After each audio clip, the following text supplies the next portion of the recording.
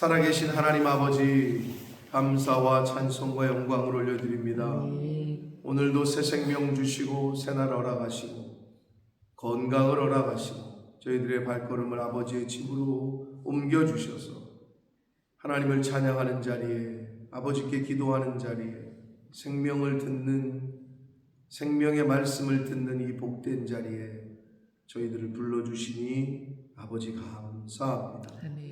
아버지 하나님, 이 시간 이 자리에 나온 한 심령들의 눈과 귀와 입술과 마음을 열어주셔서 하나님의 말씀이 보여지게 하시고 들려지게 하시고 아멘으로 화답되게 하시고 마음판에 새겨지는 시간이 되도록 이 시간을 주장해 주옵소서. 아멘. 아버지, 이 시간 말씀을 듣겠사오니 성령 하나님, 이 시간을 주장해 주실 줄 믿사옵고 예수 그리스도 이름으로 축복하며 기도 올리옵나이다.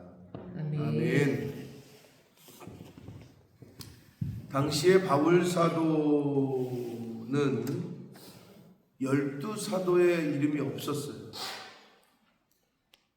그러니까 이 바울 사도는 부활하신 예수 그리스도를 만난 거지, 예수님이 살아생전에 공생의 기간 동안에 부르신 12제자에는 포함이 되지 않았었단 말이에요. 그러나 이 바울 사도는 부활하신 예수 그리스도로부터 이방인의 사도로 부르심을 받았다고 성경은 말씀하고 있는데, 어떻게 보면 그것이 개인적인 체험이었기 때문에 충분히 사도권의 논란이 있을 수 있었죠. 예를 들면 오늘날 누가 와가지고 내가 목사요, 내가 선교사요, 그럼 그러신가 보다 하기가 그렇게 하겠지만, 그럼에도 불구하고 오늘날의 공적인 과정과 절차를 거쳐서 그렇게 된 것인지 아닌지, 이걸 나중에 그렇지 않다면 논란의 여지가 있단 말이에요. 비슷해요. 근데 그 당시에는 사도라 함은 예수님의 12제자에게만 국한된 표현으로 사용되어지던 시대, 그러니 바울 사도의 사도로서의 논쟁이 곳곳에서 일어났다. 저 사람이 진짜 예수 그리스도의 사도냐, 뭐 지도자냐, 오늘날로 말하면 진짜 목사냐, 뭐 이러한 논란이 있었어요. 그래서 지금 9장 오늘 우리가 읽은 12절까지 해서 바울이 자신의 사도권에 대한, 사도적 정통성에 대한 것을 변호하고, 그리고 사도의 권리와 의무에 대해서 이야기를 하는 내용이 이 9장의 오늘 단락이 되겠습니다. 오늘날에는 목회자 또는 선교사님들과의 교회 내의 목사와 성도 간의 관계에 대한 교훈이라고 해도 됩니다. 근데 이 관계가 바로 안 돼 있으면 목사는 목사대로, 성도는 성도대로 하나님께서 세우신 질서 가운데 복을 받기가 어렵다. 그러니까 이것을 잘 깨닫고 바로 정립하는 게 중요해요.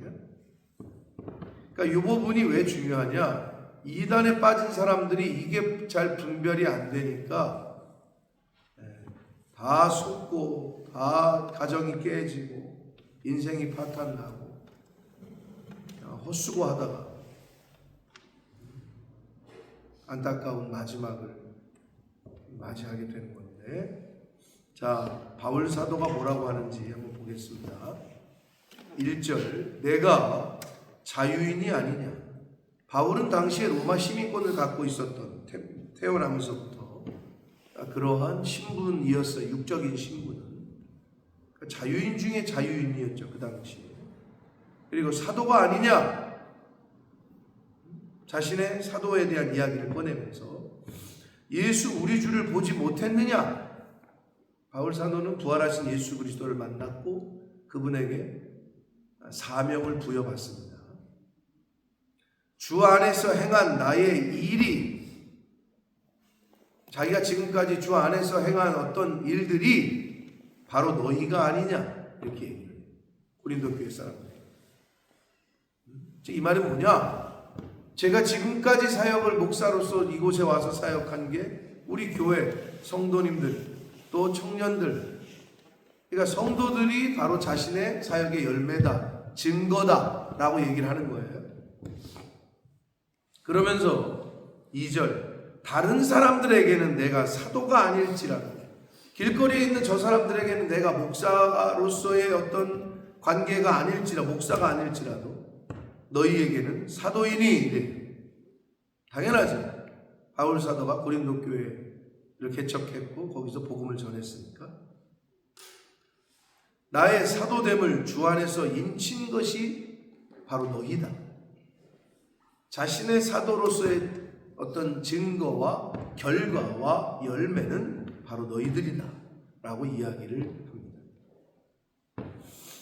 그러면서 3절, 나를 비판하는 자들에게 변명할 것이 이것이, 그러니까 자신에 대한 사도로서의 그 자격에 대해서 논란의 여지가 있었던 것에 대해서 변명할 것이 이것이라고 얘기하면서 꺼내는 말이 뭐냐? 4절, 우리가 먹고 마실 권리가 없겠느냐. 여기서 지금 우리라고 복수 형태가 나왔잖아요. 앞에서는 1인칭 나라고 표현하다가 그 밑에 보면 이제 바나바 이야기를 하는 거예요. 바울과 바나바는 거의 동역자였어요. 바울과 바나바는 동역자인데 두 분 다 사역자들이고 사도, 그 당시에 사도라고 목회자라고 보시면 되는데, 그래서 지금 복수 형태를 쓰고 있는데, 우리가 먹고 마실 권리가 없겠느냐. 이 말이 뭐냐? 교회에서 재정적인 보조를 받을 권리가 없겠느냐, 이 말이에요. 권리가 없겠느냐? 있다는 거예요. 그러면서 예를 드는 게 5절, 우리가 다른 사도들과 주의 형제들과 게바, 베드로와 같이 믿음의 자매된 아내를 데리고 다닐 권리가 없겠느냐? 있다는 거예요. 즉 가족 부양까지 받을 권리가 없겠느냐, 이런 얘기죠. 아내를 포함한. 그래서 대부분의 전 세계에 있는 교회들은 그래서 목사님의 생활을 책임지는 거예요. 교회가. 그럴 권리가 없겠느냐? 있다는 거예요. 그러면서 어찌 나와 바나바만 일하지 아니할 권리가 없겠느냐? 있다는 거예요. 근데 이 말은 뭐냐? 나와 바나바가 일하지 아니할 권리가 있는데 왜 일하는 줄 아느냐, 이 말이에요. 즉, 왜냐하면 바울은 그 말 그대로 그 유명한 텐트 메이커, 자비량 선교를 했어요. 그럼 언제 연보를 거뒀냐? 예루살렘 교회가, 예루살렘에 있는 모 교회가 어렵다는 소식을 듣고 본인이 개척한 교회들, 안디옥 교회를 포함해서 고린도 교회, 빌립보 교회, 데살로니가 교회들의, 즉 우리가 지금으로 말하면 한국 교회가 어려우니 해외에 있는 교회들에서 모금을 해서 헌금을 해서 한국 교회를 돕는, 그때 이제 바울이 그 역할을 했답니다. 왜? 바울은 어떻게 보면 계속해서 떠돌이 생활을 했기 때문에 이 나라 저 나라 그냥 1차, 2차, 3차 거쳐서 그냥 계속 주변 나라들을 돌아다니면서 복음을 전했기 때문에 어떻게 보면 선교사로서의 정체성이 더 컸죠. 한 곳에 딱 머물러 가지고 목회를 하는 목회자 입장보다는 선교사로서의 정체성이 더 컸다. 자, 그래서 바울 사도의 목회와 선교를 이야기할 때 자비량 선교, 텐트 메이커, 이제 거기서 이제 그 말이 나오는 건데, 그런 권리는 있지만 안 썼다는 거예요. 사용을. 굳이 그거를 갖다가 각 교회들에게 책임을 과하게 요구를 하지 않았다고 얘기를 하고 있는 거예요. 결론을 얘기하자면 그럼 왜 요구를 안 했냐? 먼저 보면 12절 볼까요? 12절 말씀 같이 읽습니다. 시작. 다른 이들도 너희에게 이런 권리를 가졌거든 하물며 우리일까 보냐. 그러나 우리가 이 권리를 쓰지 아니하고 범사에 참는 것은 그리스도의 복음에 아무 장애가 없게 하려 함이로다. 아니 왜 뭐 이거 교회에서 이거 안 해줘요? 왜 이거 안 해줘요? 왜 뭐 이런 거 안 해줘요? 말을 안 하는 이유는 그리스도의 복음이 전파되는데 조금이라도 유익이 될까? 그래서 참는 거란 말이에요. 목회자들 중에 대부분이 그런 마음이시겠죠. 어디 갔더니 모임에 갔더니 어떻게 우리 교회에서 이번에 해주셨어. 당회에서 뭐 우리 교회에서 어떤 분들이 이렇게 해줬어. 얘기 들으면 우리 교회는 뭐 하는 거지? 뭐 이럴 수 있잖아요. 목회자들 간에 대화하다 보면. 그래도 일반적인 대부분의 목사님들은 자기 교회 형편과 사정을 아니까 요구를 안 하는 게 맞죠. 비슷한 거예요. 바울 사도의 마음이 충분히 뭔지 알겠어요. 그럼 어떻게 해요? 그러면 그거를 근데 중요한 건 성도 입장에서 당연한 것으로 여기면 안 된다는 거예요. 이걸.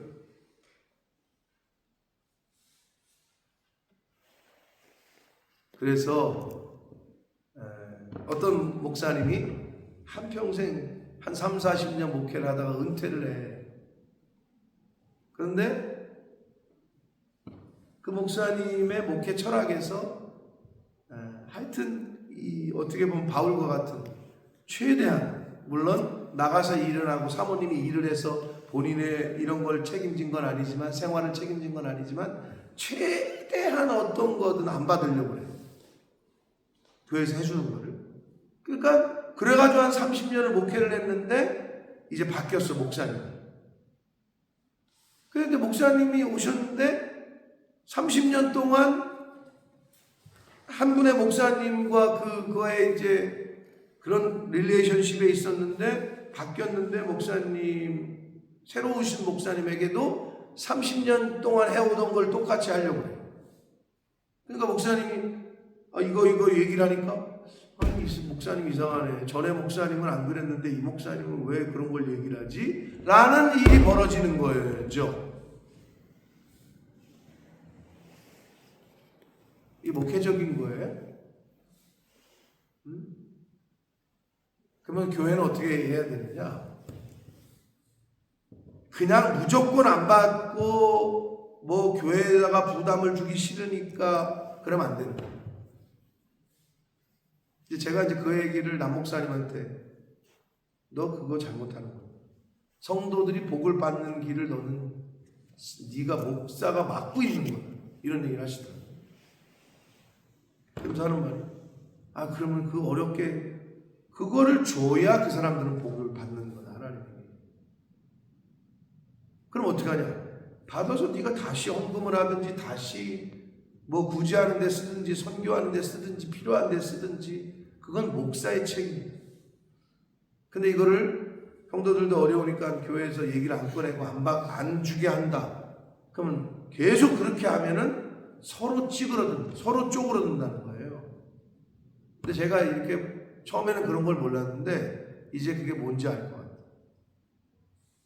그리고 아까 말한 대로 실제로 교회에 그런 일이 있어요. 한 30년 한 분 목회자를 모시다가 이제 목사님이 나이가 먹어서 은퇴를 했어. 다른 분이 오셨는데 이제 비교를 하는 거죠. 전에 목사님은 이런 것도 얘기 안 했는데 왜 이 목사님은 얘기를 하나? 그러면 안 되는 거예요. 이거를 잘 가르쳐야 되는 거죠. 근데 바울 사도는 참은 이유가 뭐라 그래요? 조금이라도 복음을 전하는데 도움이 되겠고. 본을 보였다는 거죠. 본을. 그런 면에서 여러분 추석 명절인데 왜 떡을 돌렸겠어요? 우리 성도님들한테? 우리 김경희 원사님이 그 안나경 교수한테 우리 교회에서 주는 거야가 아니라 정확히는 목사님과 사모님이 주는 거야라고 얘기했어요. 왜냐면 우리가 한 거니까. 정확하게는 물론 우리가 교회의 대표니까 그렇게 표현하는 건 맞는데, 근데 왜 그렇겠어요? 본을 보이는 거예요. 그리고 얼마나 좋은 교회야. 추석이라는 이유가 있잖아요. 아무 때도 시도 때도 없이 가서 선물을 주면 받는 사람도 부담스러워요. 그리고 이제 뭐 제 아내의 아이디어긴 한데, 그래도 떡을 돌림으로 그리스도의 사랑도 전하고, 명절인데 조금이라도 또 우리 교회 성도님들만 돌리자 그랬더니 그래도 또 뭐 주변에 저거 한 사람들도 또 돌려야 되지 않겠냐 했단 말이에요. 그랬더니 어저께 어떤 한 분에게 떡을 줬거든. 그래서 집에 없길래 어디 했더니 길거리 어디래. 그래서 길거리 저쪽 그 아이슬란드 지나가지고 뭐 윈턴 저쪽으로 올라가고 있대. 그래서 우리가 어제 떡만 돌리는데도 한 2시간 된 것 같아요. 전체를 다 했더니. 하여튼 그런데 길거리에서 줬거든. 떡을 받자마자 우는 거야. 당황해가지고 우리가 그 떡을 받으면서 막 우시는 거야 이분이. 그래서 저도 조금 당황했는데 그게 뭐겠어요? 우리가 나오지 않는 분이에요. 그냥 너무 감동이라고 그러면서 그 떡 하나 받고 우시는 거야.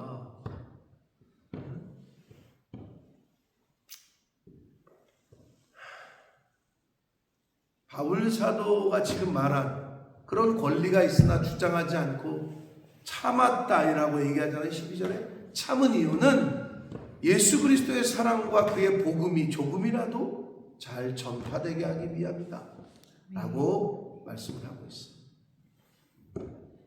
그러니까 바울은 되도록이면 이렇게 교회의 짐을 지우지 않기 위해서, 또 이건 특징인데 바울은 일반적인 우리 오늘날의 형태의 목회자하고는 내가 얘기했잖아요. 한 교회에서 10년, 20년, 30년 있던 분이 아니고 계속 돌아다니셨다고. 여기서 저기서 계속 개척을 하신 거지. 그러니까 오늘날로 굳이 분류를 하면 순회 선교사지. 여기 갔다가 한 6개월 머물고 고린도에서 1년 반을 머물고 에베소에서 3년을 머물면서 가르치고 또 한 바퀴 또 돌고 1차 때 세웠던 교회를 2차 때 다시 돌아보고 했다는 거잖아요. 그런 삶을 살았단 말이에요. 그러니까 어떻게 보면 텐트메이커, 즉 자비랑 선교사로서의 상황상, 환경상 그럴 수밖에 없었던 거죠. 그럼 개척을 했으니까 또 다시 가니까 눈에 안 보이니까 우리 신경 안 써도 돼. 교회가 그래서는 안 되는 거고, 그러면 교회는 교회대로 할 거를 하고 서포트를 하고 했었지 이 당시에. 그 중에 우리가 간 빌립보의 루디아의 자주장사 루디아, 바울의 어떻게 보면은 한 교회가 아니라 선교팀이 있었지. 루디아도 있었고, 우리가 잘 아는 부부 누구예요? 사도행전에 나오는 바울의 서포터 중에 부부가 있잖아요. 누구예요? 브루스길라와 아굴라. 근데 거기서 브루스길라가 여자거든. 근데 성경에 보면 여자 이름이 먼저 나와요. 그게 뭐예요? 그건 성경적인 구약 이 당시에 따지면 되게 한 순서를 적을 때 여자 이름을 먼저 넣는 거는 그 브루스길라와 아굴라 이 부부 중에 여자가 신앙이 좋았던 거고 여자가 더 많은 일들을 했다는 걸 인정하는 의미거든요. 아무튼 이 두 부부를 비롯해서 그 다음에 루디아 이런 분들이 팀이 돼서 계속 후원을 하고 서포트를 했던 거죠. 그러니까 그 당시에 지금도 합치면 1차, 2차, 3차 여행이 5천 몇 킬로야.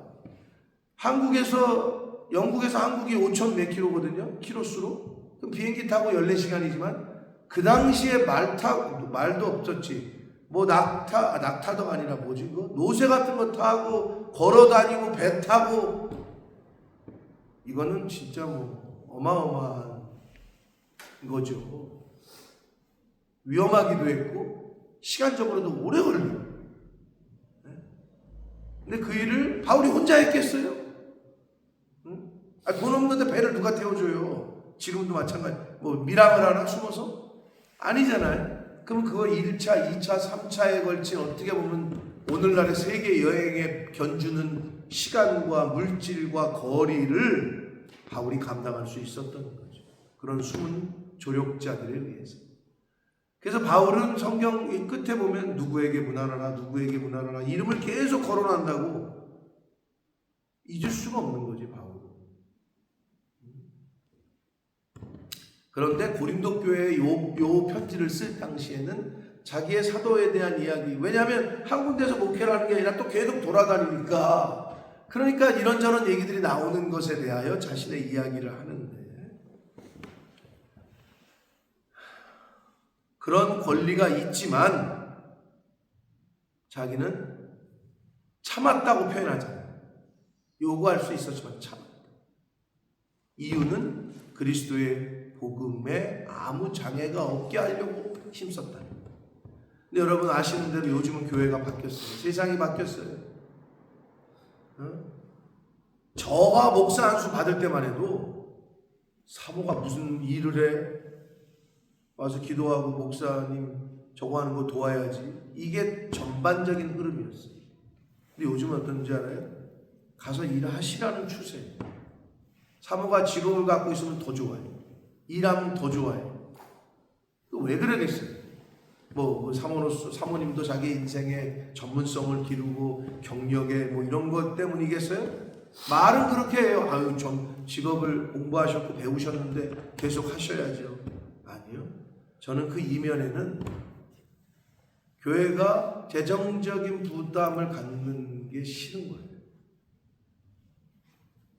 그게 깔려 있다는 거예요. 그리고 목사님도 요즘 목회자들을 하는 일하는 목사라는 일목이라는 단어가 새로 생겼는데 미국에서부터 온 건데 그게 월요일부터 금요일까지는 택배 기사로 또는 뭐 커피숍, 카페로, 그리고 주일만 자기가 목사로 예배를 드리고 자기는 또 월요일부터. 근데 이거를 옛날에는 금기시되던 거였어요. 우리 옛날 우리 때까지만 해도. 근데 갑자기 어느 순간부터 이게 바뀌어 버렸고 성직 이외에 다른 직업을 갖지 않겠습니다 선서했던 그 선서문에서도 빠졌고, 목사 안수 받을 때 하물며 이중직 목사가 다른 직업을 갖는 것을 허용한다고 헌장에 이제는 법에 아예 집어넣고 있다고 요즘 바뀌고 있어요.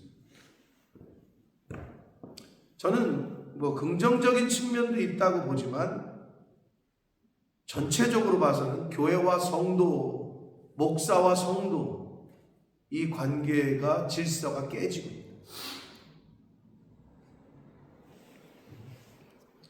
사도행전에 여러분 아시는 대로 베드로 사도가 초대교회가 왜 7 집사를 뽑았다고 그랬죠?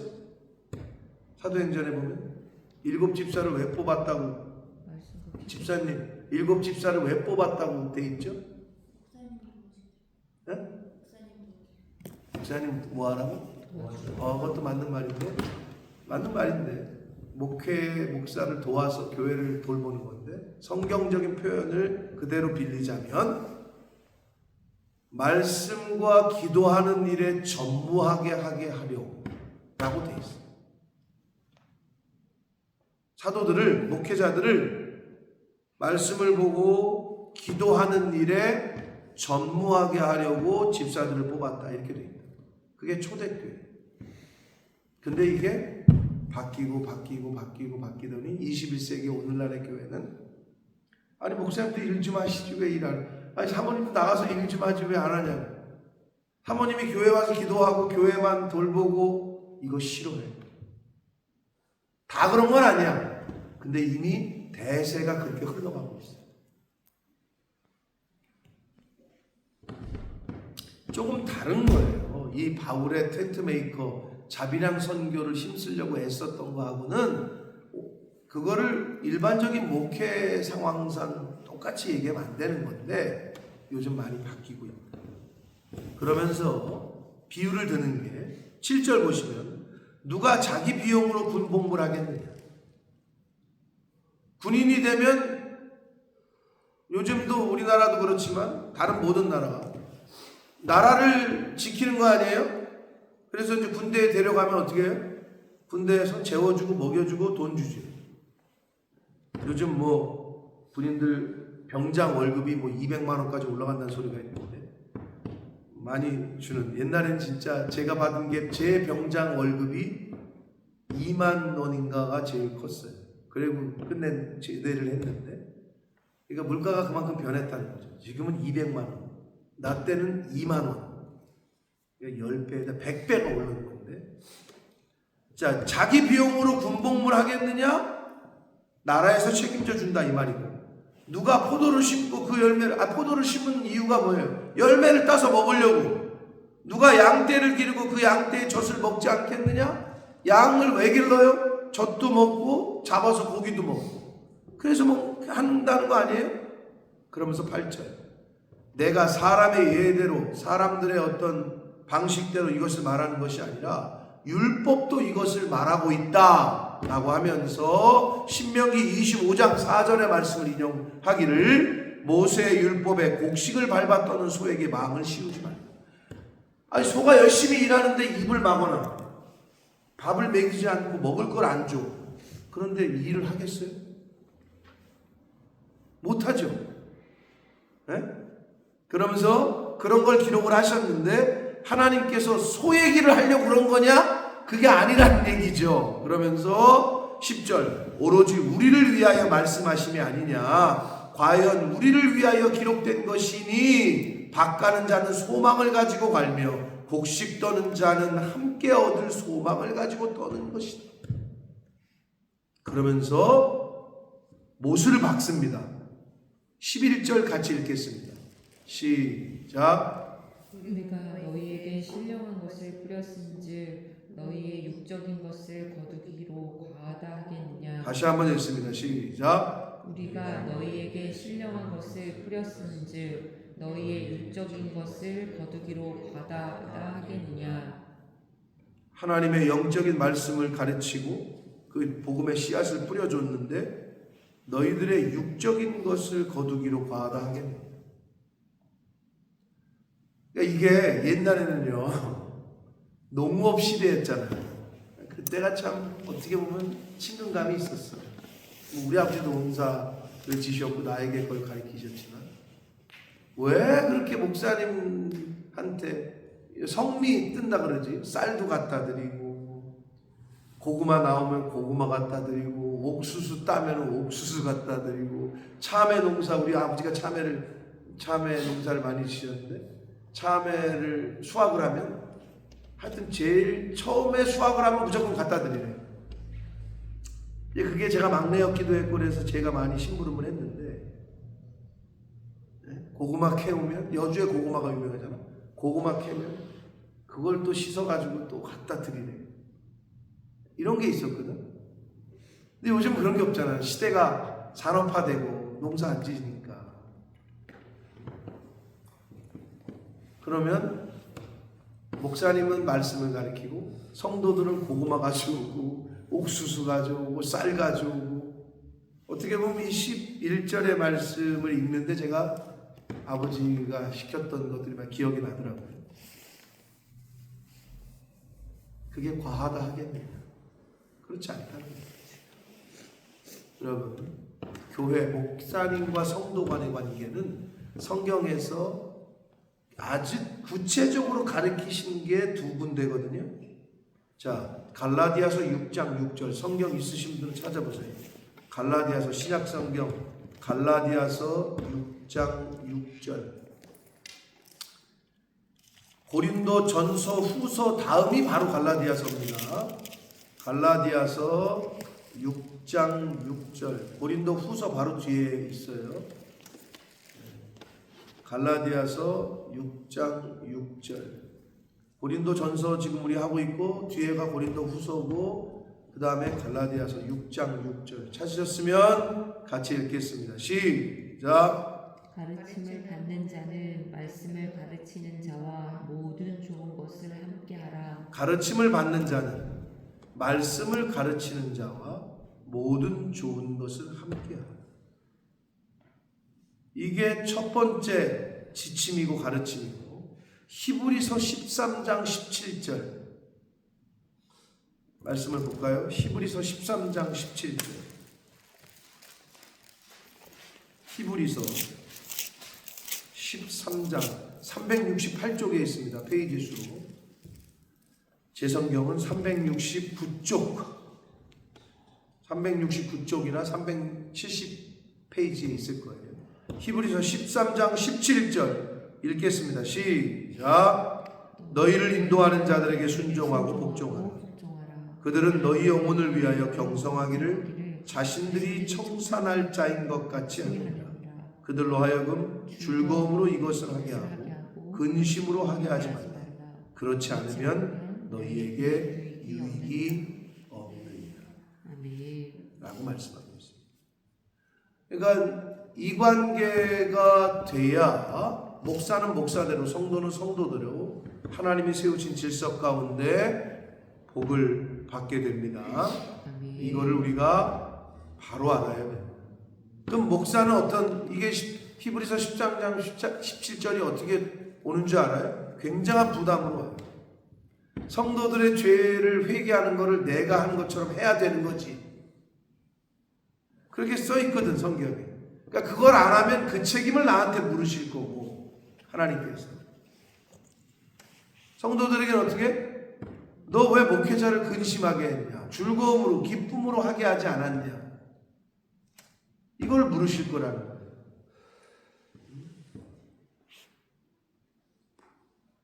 가르침을 받는 자는 말씀을 가르치는 자와 모든 좋은 것을 함께하라. 이게 하나님의 명령이고 가이드라인입니다. 사랑하는 성도 여러분, 지금 바울이 신령한 것을 뿌렸으니 너희들에게 육적인 것을 거두기로 과하다 하겠다. 저는 제가 그렇게 가르침을 받았고 영국 넘어올 때 했던 기도를 제가 여러분에게 늘 말씀을 드렸잖아요. 근데 앞으로는 어떻게 될지 모르겠어요. 21년 전에 영국 처음 올 때 젊은 나이였고 상황과 형편도 다 알고 있었고, 하나님, 저는 절대 일 안 하겠습니다. 그냥 굶기시면 굶고 먹이시면 먹겠습니다. 21년 전에도 목사들이 가가지고 목회나 선교는 안 하고 택시 운전하고 일하면서 자녀 교육만 시키러 간다더라. 이 소리가 21년 전에도 있었어요. 저는 그 소리가 너무 싫었어요. 근데 아니 땐 굴뚝이 연기 나겠어요? 다 그런 건 아니지만 이 목사들에게도 일정한 책임이 있다고 봐요. 모든 목사님들이 그런 건 아니겠지만. 그래서 저의 서원기도 아닌 서원기도였는데 하나님께서 그 기도를 들으시고 지금까지는 그 기도대로 제가 살아왔다고 생각하고 하나님이 은혜를 주셨어요. 목사는 목사대로 지켜야 될, 사도는 사도로서 지켜야 될 것이 있고, 교회는 교회대로, 성도는 성도대로 하나님이 말씀하신 것을 지킬 때 복을 받게 될 줄 믿습니다. 그래야 서로가 살아요. 서로가. 근데 그 관계가 깨지는 순간 서로가 서로에게 복이 되질 않아요.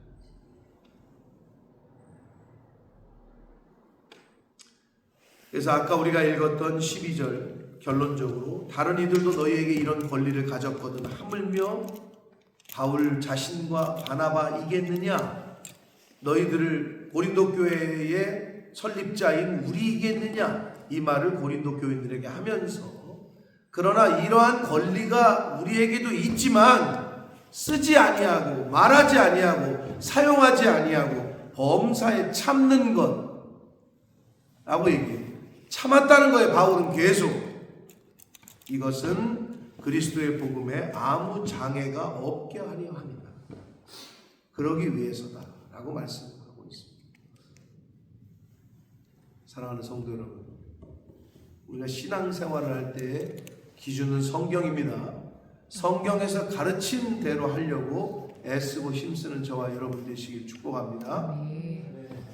성경은 뭐라 그래요? 받는 자가 복되되어 주는 자가 복되되어. 제가 어저께 떡을 돌렸는데 저는 이제 제 아내한테 제가 계속 그냥 나도 떡 좋아한다고 그러면서 옆에서 내가 나도 먹을 건 남겨놔야지 그랬더니 뭐 저한테 그러는 거예요. 주는 자가 복되되며. 그러면서 계속 그거를 퍼가지고 이렇게 해놨어. 근데 예상하지 못한 사람들이 자꾸 생각이 나는 거야. 여기를 주자니 여기도 줘야 되겠고, 또 지나가는데 또 뭐 예를 들면 학생 하영이하고 서연이가 둘밖에 없으니까 그 집에 그러면서 내가 그랬지. 얘네까지 주면 준선 안 주고 서진이 안 주고 화랑이 안 주고 청년들 다 줘야 된다. 괜히 그거 줬다가 주일날 왔는데 애들 앞에서 사모님 송편 너무 잘 먹었어요 이랬다가 다른 애들이 사모님 우리는 왜 안 줘요? 이러면 어떡할 거냐. 그러니까 지나가다 이걸 줘야 되냐 말아야 되냐 차 안에서 이러다가 이제 주기는 왔는데, 그러면서 제가 그랬지. 그래서 집사람 놀리면은 나도 떡 좋아한다고 내 것 좀 남겨놔야 되지 않냐고 그랬더니 배운 건 있어가지고 또 주는 자가 복되다 그랬잖아요 이렇게 얘기를 하더라고요. 그래서 어저께 정말 거짓말 안 하고 2시간 걸린 거예요. 전화해가지고 있냐 없냐 여기 찾아가고 저기 찾아가고 시정이네 갔다가 타운 갔다가 저기 보스컴 갔다가 그냥 근데 즐거운 떡돌림이었어요. 떡돌림. 그래서 제가 우리가 김경영 권사님 한 마리에 요즘 얼마인 줄 알아요? 안 해봤죠? 100파운드가 넘어요. 요즘 많이 올랐어요 진짜. 깜짝 놀랐어 우리. 했어. 또 누가 또 그 떡값 하라고 또 돈을 보내셨어. 하나님은 공짜가 없어요. 또 우리는 우리가 하려고 했는데 또 누가 그렇게 또 섬겨 주셨어. 그래서 그런 걸 보면 신나잖아요. 근데 이런 게 있죠. 누가 돈을 보내주면 내가 한다. 내가 늘 얘기하잖아. 그건 누가 못해. 하나님 요번에 이거 해야 되는데 돈을 주시면 하겠습니다. 그건 누가 못해. 그게 없어도 하는 게 믿음입니다. 제 아내는 맨날 나한테 너무 그걸 강조하지 말라고 하는데 그건 제 스타일이요. 제 믿음의 스타일. 이용기 선교사님 우리 예를 그때 권사님도 왔잖아. 그때 만나지 않았나? 우리 집에 와서 그때 만나지 않았나? 이용기 선교사님 왔을 때 하여튼 내려놓은 책 쓰신 분이 있어. 유명하신. 근데 그 책의 내용에 보면 몽골에서 하나님이 몽골의 학교 이들에게 복음을 전하는데 학교를 지을 돈이 뭐 얼마가 부족합니다. 뭐 기도를 했더니 돈이 왔대. 그때 제 아내가 얘기하다가 자기는 이용규 선교사님 스타일이라는 거야. 기도를 해가지고 하나님이 물질을 주면 일을 하면 얼마나 편하라는 거야. 편하지. 근데 제 스타일은 어떤 거야? 하나님 이 일을 하겠습니다. 그냥 저지른다는 거야. 그러니까 불안하지. 돈도 준비가 안 됐는데 이걸 저지르니까. 대표적인 게 선교관 같은 거였었는데 그 당시에. 돈도 없는데 이거 사겠다. 근데 권사님 알지만 선교관 샀었잖아. 그게 돈이 입구가 아니라 100% 빚으로 샀던 거니까. 근데 여러분 제가 맞다고 얘기하는 건 아니에요. 그러나 근본적인 주신 가르침은 주는 자가 복되다. 없는데 뭘 주냐? 진짜 없어요. 먹던데 입던데 그 중에서 나누는 거고 그 중에서 주는 겁니다. 그러한 여러분의 개인 가정과 우리 교회가 되길 축복합니다. 그럴 때 하나님이 눈에 보이지 않는 것으로 책임지신다고. 자녀들을 보호하시고 곁길로 갈 걸 인도하시고 사고 날 걸 막아주시고 이런 거는 병 날 거를 어저께 누구랑 대화하다가 어떤 분하고 대화하다가 뭐 자기 아시는 뭐 삼촌이 아프다 갔더니 암 말기래.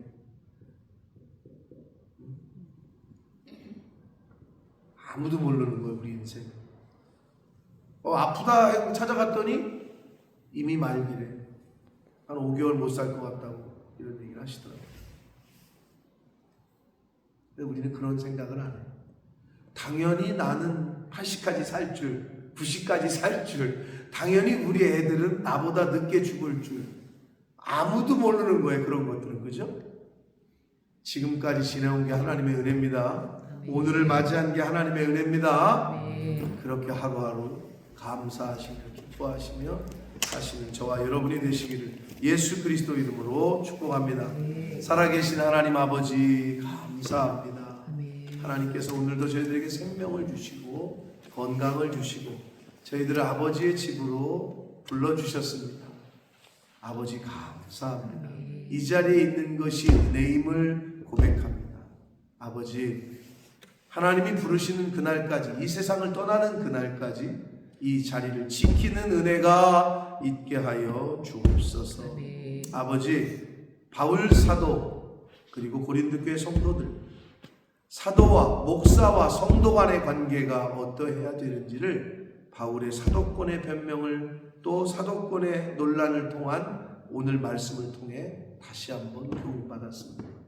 아버지, 목사로서 어떤 자세를 가져야 되고 성도는 성도로서 어떤 자세를 가지고 교회를 섬기고 교회를 이끌어야 되는지를 말씀을 통해 가르쳐 주시는 것을 가슴에 잘 새기고 그러한 삶을 잘 하나님 앞에서 부끄럽지 않게 살아가는 저희들이 되도록 주님 은혜 내려 주옵소서.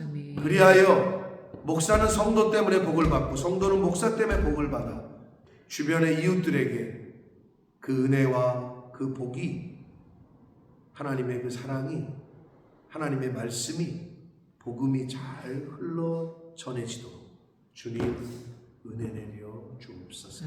예수 그리스도 이름으로 축복하는